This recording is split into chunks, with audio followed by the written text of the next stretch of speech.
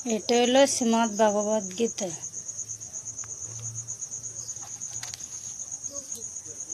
এই অক্ষয় তৃতীয়ার দিনে এক বৌদি এক জেঠুকে দান করেছিল এই গীতা। এক দাদু বলছে উনিও গীতা পাঠ করে, ওকে একটা দে।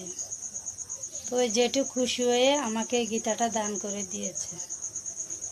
তো যে বৌদি যে আশা নিয়ে গীতা দান করেছে, ওনার আশা পূর্ণ হোক। গীতা আমার জ্ঞান, গীতা আমার ব্রহ্মাবিদ্যা, গীতা বাক্যতীতা সনাতনীয় মাতৃরূপা। গীতা সম্পর্কে উঁচু নিচু কোনো প্রভেদ নেই। জয় গীতা, রাধে রাধে। তো যারা গীতাকে ভালোবাসো, গীতাকে সম্মান করো, শ্রদ্ধা করো, তারা জয় গীতা বলবে। জয় গীতা, রাধে রাধে।